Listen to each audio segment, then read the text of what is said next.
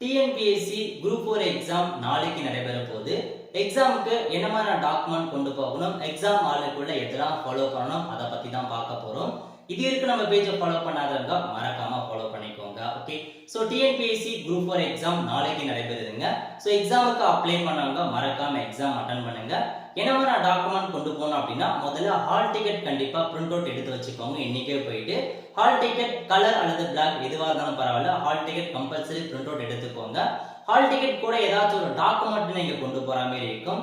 Aadhaar card, PAN card, voter ID, passport அல்லது பார்த்தா இதுல ஏதாச்சும் ஒரு டாக்குமெண்ட்டை ஜெராக்ஸா கொண்டு போங்க. ஹால் டிக்கெட் கூட கண்டிப்பா ஏதாச்சும் ஒரு டாக்குமெண்ட் கொண்டு போகணும்.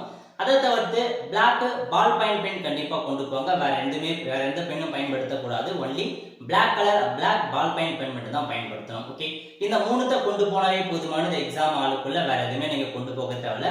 எந்த எலக்ட்ரானிக் கேஜெட் ஐட்டம் எதையுமே கொண்டு போக தேவையில்லைங்க. ஸோ எக்ஸாம் சென்டர் எங்க போட்டிருக்காங்க அதை முன்கூட்டியே தெரிஞ்சுக்கிட்டு அதுக்கேற்ற முன்னாடியே போக பாருங்க. அதாவது 8:30 மணிக்கெல்லாம் அந்த சம்பந்தப்பட்ட எக்ஸாம் சென்டருக்கு போயிடுங்க. 9 மணிக்கெல்லாம் எக்ஸாம் ஹாலுக்குள்ள போகணும். 9 மணிக்கு மேல போறீங்க அப்படின்னா உள்ள அலோவ் பண்ண மாட்டாங்க. 9 மணிக்கு கரெக்டா எக்ஸாம் ஹாலுக்குள்ள ஓஎம்ஆர் ஷீட் கொடுத்துருவாங்க, இன்ஸ்ட்ரக்ஷன்லாம் சொல்லிடுவாங்க. 9:15 உங்களுக்கான கொஸ்டின் பேப்பர் கொடுத்துருவாங்க. அந்த கொஸ்டின் பேப்பர்ல இருக்க புக்லெட் நம்பரை கண்டிப்பா ஓஎம்ஆர்ல என்டர் பண்ற மாதிரி இருக்கும். 9:30 மணிக்கு எக்ஸாம் ஸ்டார்ட் பண்றாங்க. 9:30 மணில இருந்து 12:45 வரைக்கும் எக்ஸாம் நடக்குங்க. அது வரைக்கும் உங்களுக்கான எக்ஸாம் நீங்க அட்டன் பண்ற மாதிரி இருக்கும். முன்கூட்டியே நீங்க எக்ஸாம் முடிச்சிட்டாலும் வெளியே அனுப்ப மாட்டாங்க.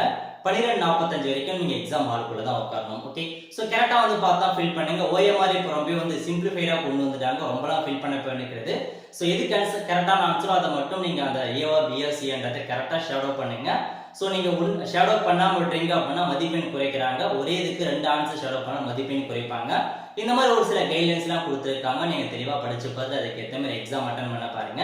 இதான் பேசிக் இன்ஃபர்மேஷன். ட்ரெஸ் கோட்லாம் நார்மலா போட்டு போங்க.